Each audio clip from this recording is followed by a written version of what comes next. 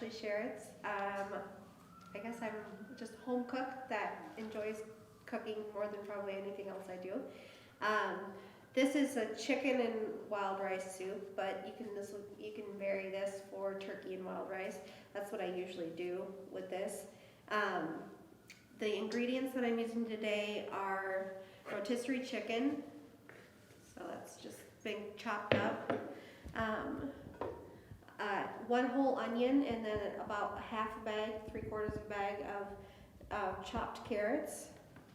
A container of portobello mushrooms that have been chopped. A can of cream of chicken soup. I like to use the cream of chicken and herbs if you can find it. Minced garlic, salt and pepper, flour, butter. This is not low fat. just a fair warning. Fresh thyme, that's key. Dried rosemary. If you have grown rosemary yourself, it's even better. But this dried will do. And then tonight I'm going to use this Rice Select Royal Blend. It's a signature blend of white, brown, wild, and red rice. This takes 15 minutes to cook. We do have this Lundberg Wild Blend that's more of the wild and brown. This is a 45-minute cook time. This is 15, so we're going to go with a little bit shorter than that. And then we've got low sodium chicken broth here. So I like to do the low sodium. You can add in as much salt as you want and add salt to taste. So that's why I have my little salt and pepper dish here. So first thing I do is I use a whole stick of butter. And that goes right in the pot. And there is a little bit of salt and pepper in the pot already. That is because my dish spilled when I was traveling. But usually when I steam the vegetables, I always start with the onions and the carrots. I don't add salt right away.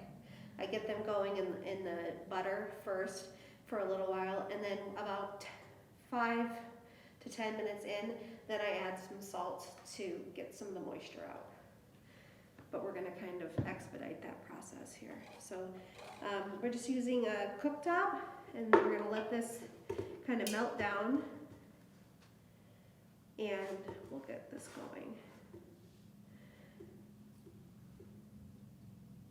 That's it for a minute. And then with the thyme, if you've never used thyme, if you just take and pull backwards on the little like branches, you can pull the herb part off and not get the stems with it. So that's something you can do while your butter is starting to melt, is start getting the thyme off the stems.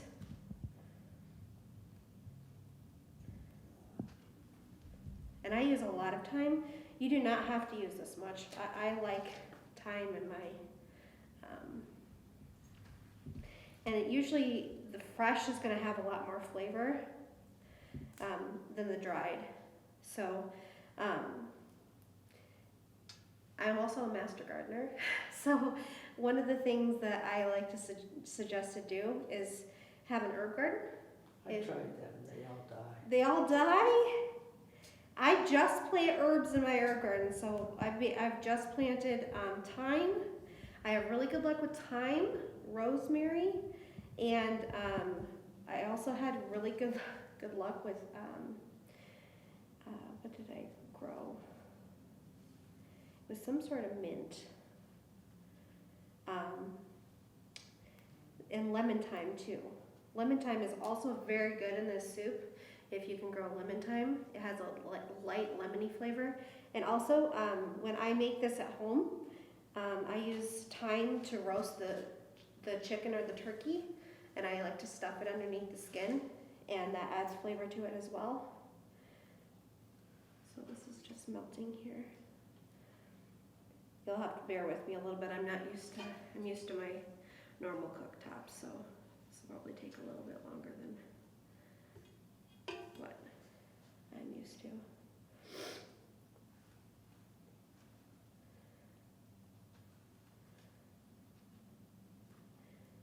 So again, I'm just grabbing the tip of the plant and pulling backwards, and you can just pull the thyme leaves off because you don't want the stems in there. May have grabbed a little bit too much, I think, for the amount that we're going to make, but that's okay. It smells really good.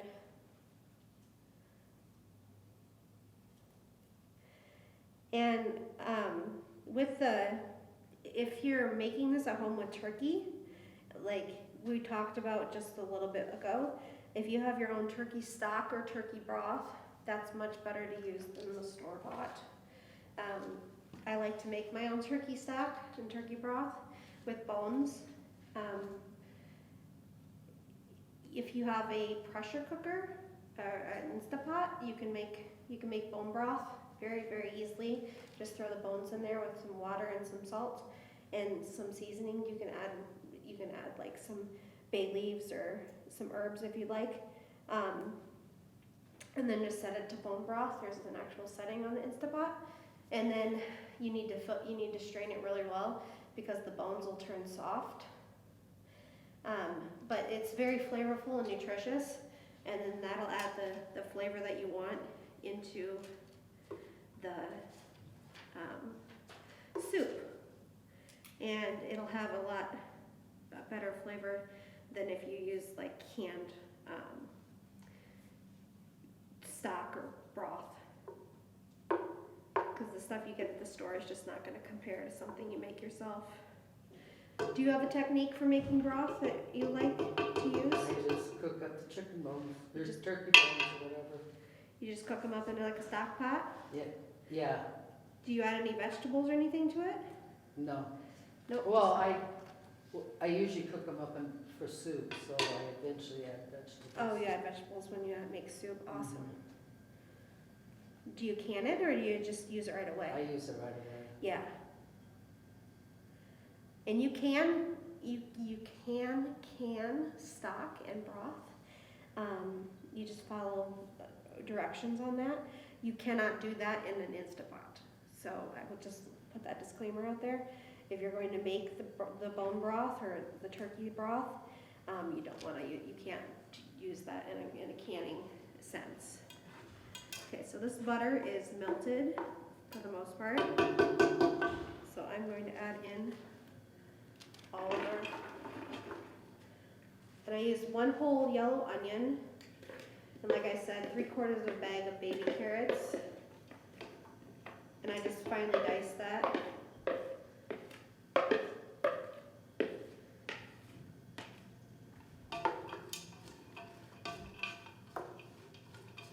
And I prefer to use wooden spoons when I cook because I'm kind of mean to them. I like to bang on the pots and things, and I found that when I use like my metal utensils, I end up with like clink marks all over the edges of my pot. As you can see here, when I'm teaching my daughter to cook, she tends to hit the edge of the pot a lot. So with the wooden ones, I don't seem to have as big of a problem with that. So first things in always are the carrots and onions. I'm still working on some more thyme here.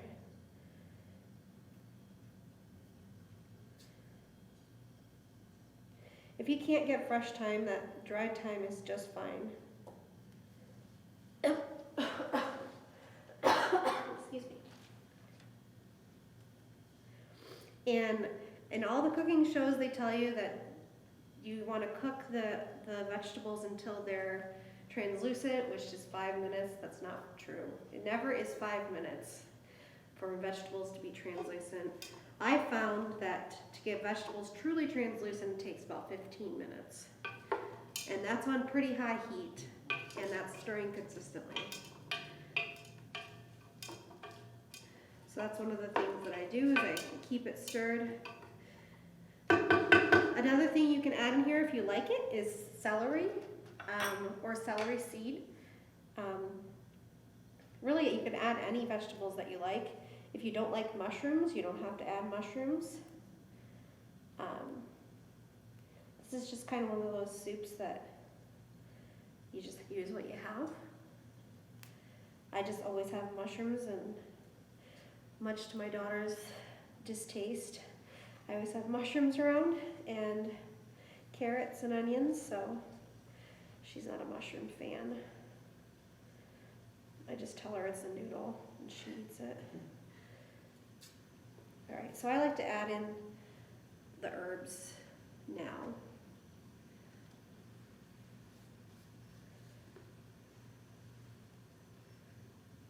And that ended up being about a tablespoon of herbs. If you want more, like I said, there's plenty more here, but that should be pretty good. And that's gonna get nice and fragrant.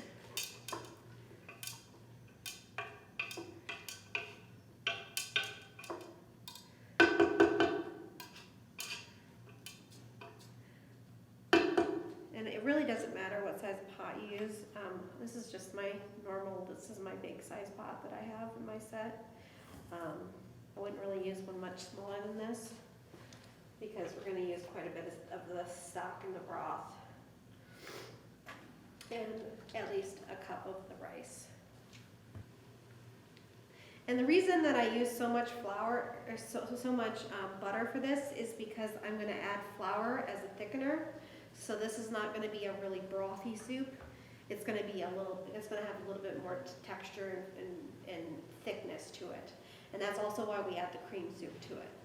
So it's not a super brothy soup, like a chicken noodle or something like that. This is a little, it has a little bit more texture and thickness to it. I was raised that when you eat chicken and noodle soup, you add mashed potatoes to it. So was I. Yep, and so that's how I always eat it, and people look at me strange if you're not in my family. Well, I make my soup different than my chicken and noodles. Do you? Yeah, I don't have the carrots and everything in when I eat it over mashed potatoes. So I do want to add in some rosemary. The only problem is that with dried rosemary, it is very hard. So what I like to do when I add it in there is kind of break it up with my fingers.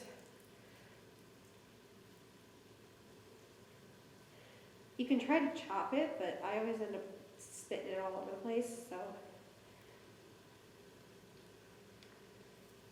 And I don't measure. I would say if you were gonna measure, this would probably be about a tablespoon of the rosemary.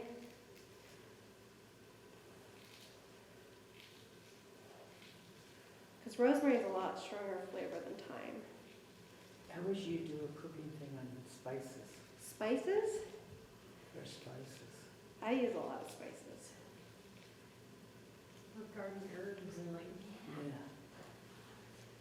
I actually, one of the neatest things I ever did was I went to the International Master Gardener Conference when I worked at the Extension Office. And there was a lady there who taught an entire hour-long program on cooking with herbs that she grew. And she taught how to preserve herbs, how to cook with herbs, how to grow the herbs first. And it was just, like, I never knew that cilantro is supposed to be grown and then harvested, grown and then harvested. Oh, I didn't know. And you're supposed to stagger grow it because you're never supposed to let it allow to get to flower because then it's grown too long. So if you want fresh cilantro all summer, you plant some and then you plant some a week later and you plant some a week later and you plant some a week later and you plant some a week later and you plant some a week later. It doesn't, Nope, like, you take it off, it doesn't do that like basil does. it Nope, don't grow back. nope, you just harvest the whole plant. So, very interesting. They never lived long enough for me to. No. And that rosemary is actually a perennial, and if you bring it in, It'll keep going. yeah, you can just keep it alive. If you plant the pot in the ground, if you put the pot in the ground, you can keep it alive. Like, I always end up just cutting it off and drying it, but I mean, you can actually keep the plants going. They'll get shrubby. Doesn't taste as good when it's as shrubby, but. All right, so we have our rosemary, our thyme, our onions, and our carrots all cooking here nicely. The onions are getting pretty translucent, and the carrots are softening a bit. So about this time, I'm going to add in the mushrooms. And this is just a whole tub of the mushrooms. So a whole stick of butter seemed excessive at the beginning, but once you keep adding in vegetables and spices and things like that, and when we add in the flour, it's not gonna seem like that much at the end. I mean, it's still gonna seem like a lot, but the vegetables won't think so.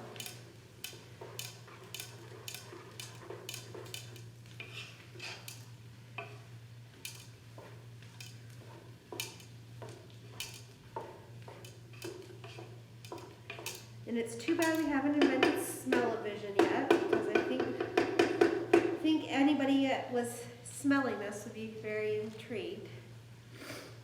One of the things is with garlic, I see people adding garlic way too early. Garlic can burn, so this is going to be added right at the very end before we add our flour. So I'm not forgetting about it. It's just garlic can burn really easily. It just only cook in a minute. And so when I added the mushrooms, that kind of soaked up a lot of the butter. So right now I'm gonna go in, and I've got a half teaspoon here, and my salt and pepper got mixed. But I'm gonna do a half teaspoon of salt and a half teaspoon of black pepper.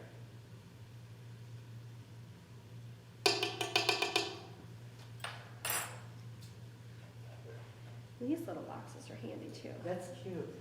Yeah, my mom has one, and my grandma bought it for her, and so my grandma bought me one. And when you're cooking, you can just flick it open and tip it. Oh. I'm not endorsing products, but I will tell you what I know works and what doesn't work. Wooden spoons and little flour and or little salt and pepper containers. So the mushrooms are going to cook down. They're going to get pretty small. And this is all that's going to stay in the pot for right now. And it smells really good. I'm going to let this cook for just a little bit longer. And then we ended up with, I would say, about 4 cups of the chicken.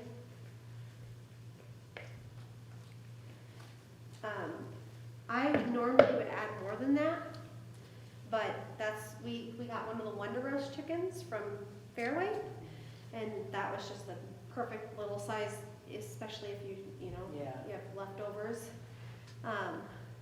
And leftovers from Thanksgiving, everybody knows you end up with about, unless you're saving, you get a lot of leftovers. But my mom always sets aside about 4 cups of leftover turkey just for soup. And then we have it for turkey and dressing sandwiches, and then turkey salad, like chicken salad. I've never had turkey salad before. No? It's good. I put grapes in mine. Do you? And bananas? Pecans. Oh, pecans. I said bananas. I was like, wow. Cranberries are good in it too. Oh, I bet cranberries would be good. I bet that tartness really would bring out the flavor.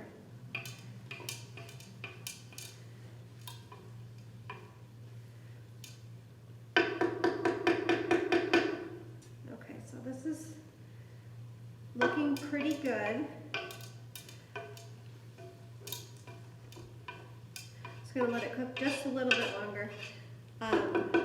Because I really like my onions to be nicely cooked all the way through. I don't like a bitey onion. Also because I get heartburn from bitey onions, so any raw onions I get heartburn from. So I want my onions cooked all the way through, and the carrots to be as soft as possible.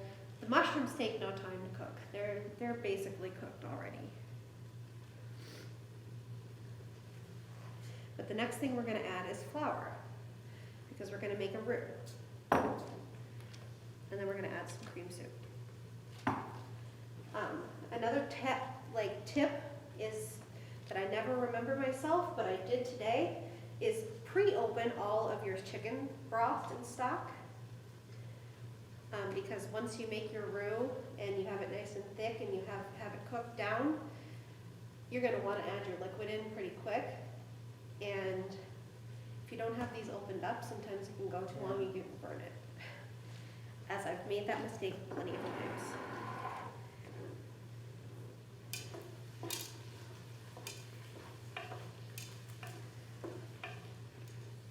Okay, so this is looking really good.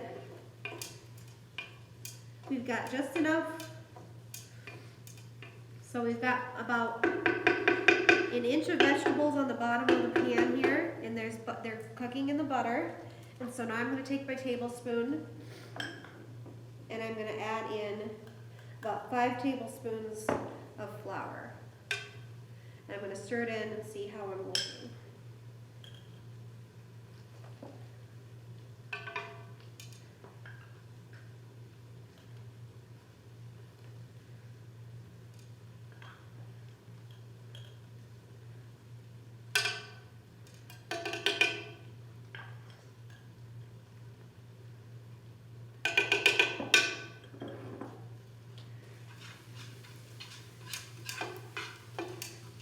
And I do that with a whisk.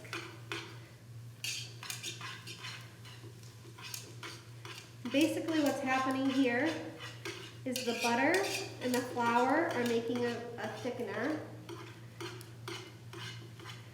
And it looks like we need some more flour, but we're letting this cook down.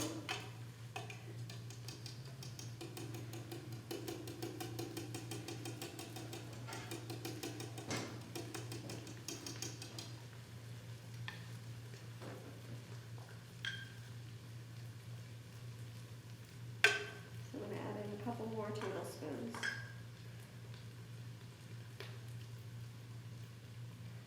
Be right around 8.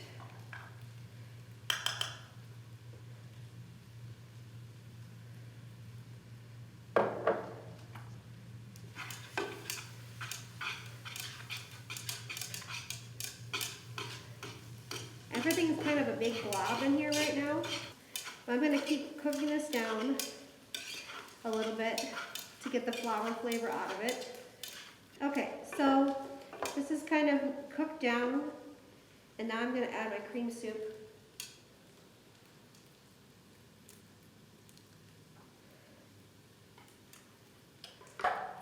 And then I mix all of this together.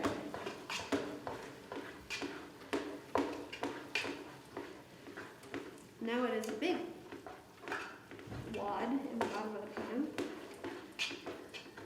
But it smells good.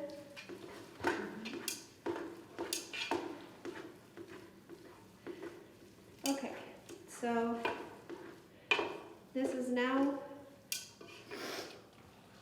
gonna have the liquid add to it. I'm just gonna add in a little bit at a time.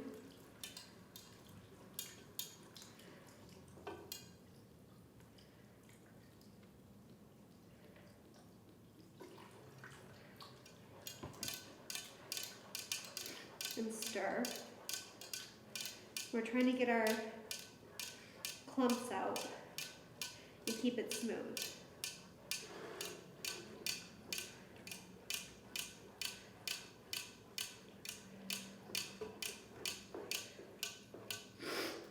This is when an extra pair of hands is nice. This is when I usually call my daughter over and have her pour for me. Do you want help? No, it's okay. That's like the age of the bottomless pit.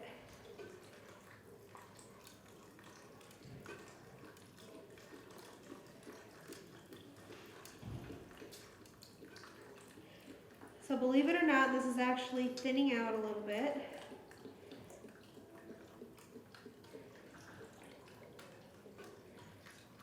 and it's not clumpy.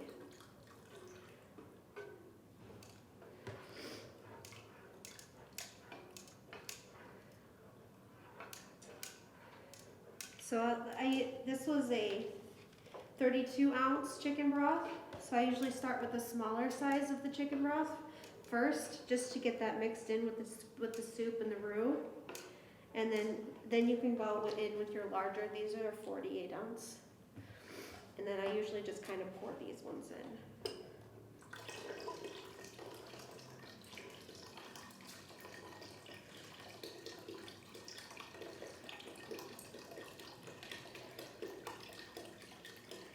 But really, like I said before, if you do the reduced sodium, it's a good way to watch your salt. If yourself, you can always salt something more to your taste, but you can never take back the salt. And I've just found that when I cook, I tend to like things saltier than most people, but my one sister doesn't like any salt in her food. I don't know how we're from the same family, but we are.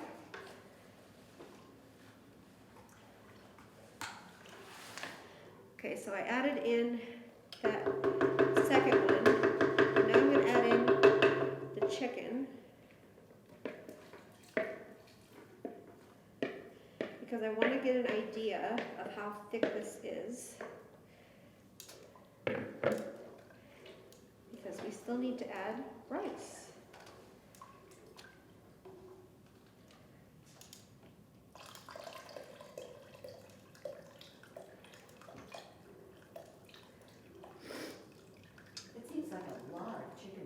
I know. It makes a lot of soup. I don't know how to cook for two. But I do take soup to my grandma when I cook soup, and I like to share it, and I freeze it. This is a good freezer soup. Okay. The rice holds up really nice. This rice blend holds up really nice in the freezer.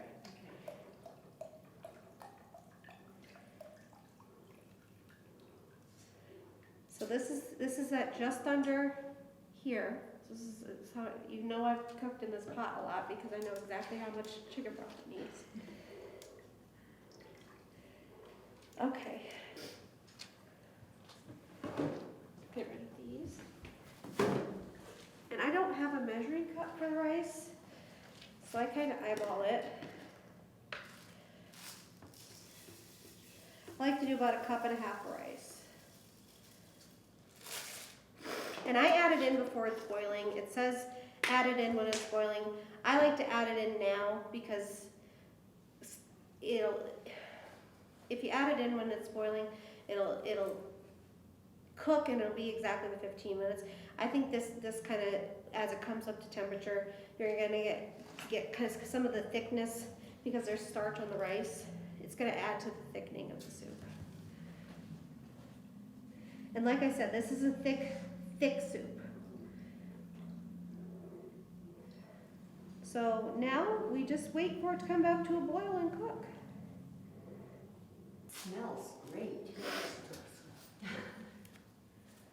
Oh, I did not add garlic in this one, but we can add it in right now. And for garlic, I only add 1/2 teaspoon.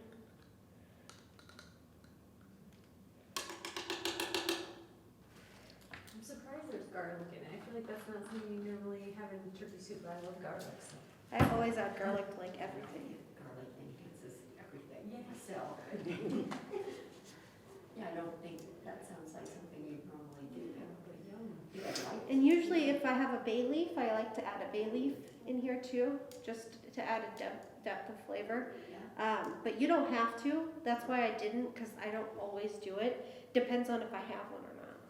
Mm-hmm. I like to go through my spice cupboard and see what I have and just pull out and throw in. But I always use thyme, I always use rosemary, I always use salt and pepper, I always use garlic, I always use cream soup. So I wanted to use the things that I always use. And I always use fresh thyme. So that's why I wanted to stick with the things that I always use. You can throw in mushrooms. And mushrooms. And I like to use the portobello mushrooms. They seem to have more flavor. If you have a favorite mushroom, you can certainly use a different type of mushroom. Oyster mushrooms would be good in there. Really anything. Does Fairway have the chicken, the cream of chicken and herb? They do sometimes, because the one in Manchester does. Cream of chicken and herb? Yes, together? cream of chicken and herb. Yes, that's what I usually use. Wow, okay. Yep, That sounds good. Yeah. and that just adds more. Yeah, herb it messes it up a little. Yeah. Yeah.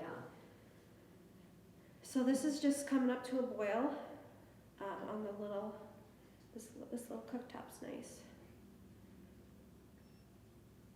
And then once it comes up to a boil, I'm gonna turn the heat to medium and then a little bit of them.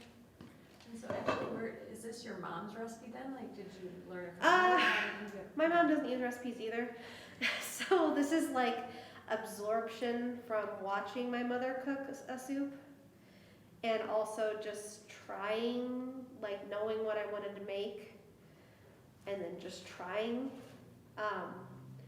I started out not using this.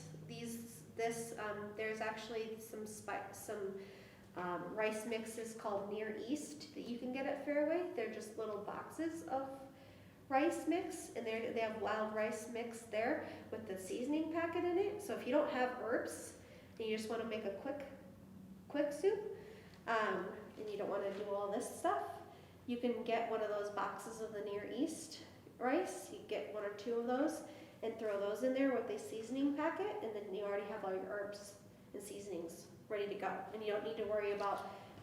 The only thing is that you would just need to add the cream soup.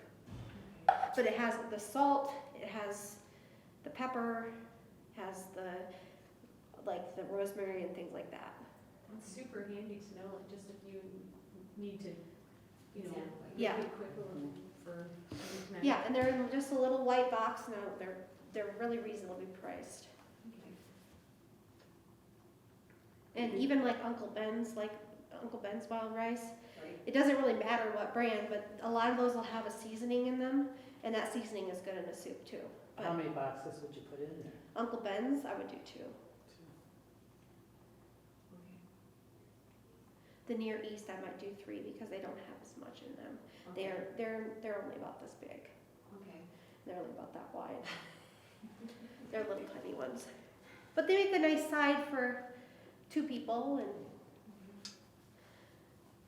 Yeah, that's good to know. I don't know that I've never tried the Near East brand, and I had no idea that there was seasoning. yeah, packets in yep. There's just a little seasoning packet right in there, and it works out real nice for soup.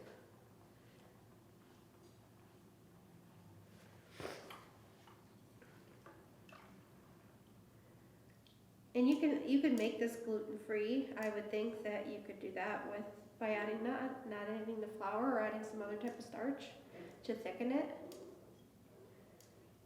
Sure. Almond flour, I don't know if that would work or not. Almond flour might work, or cornstarch even Yeah. to thicken the broth. And I don't know what's in cream soup. I'm sure they have gluten-free cream soup. You would think they would have to. Yeah. I've never I seen was- soup I- that say gluten-free. Iowa Girl Eats is a website, and she has homemade cream soups that are gluten-free. Cream soup recipes. My granddaughter said we have gluten-free meals, and I don't know, what's the name of that website? Iowa Girl Eats. Iowa Girl. She's gluten-free, and Yes. so she posts a lot of, Everything you could pretty much want to eat, she posts it, but gluten-free. No, they've been, learning a lot of ways. Substitutions. Yes, exactly. It's not gonna hurt to give her more information. I think that's great. Thank you. well, they're really good recipes too, like they're delicious. They are delicious. The only thing I would mention when you do cook this is to give it a stir every now and then, because the rice and everything can stick on the bottom. What else do you like to cook? Like, do you have any other, like, Oh, favorite dishes that are like your Do I have go-tos? favorite things? I make a mean lasagna, a 5-layer lasagna with ricotta and beef and pork and mushrooms. So I like to do that. That's usually my birthday dinner for myself. I make a lovely Texas sheet cake with cream cheese icing, chocolate, and it's made completely from scratch. That's a recipe that I got from a friend. So since this is starting to be boiling and going pretty well, I'm gonna pull out the rolls. Do you think you can eat a roll? But are they Do just a dinner roll? Yeah, just the dinner roll. Yeah. Do you have bowls? Do we have bowls here? That's the only other thing I was like, Or styrofoam coffee cups, they do it too. yes, they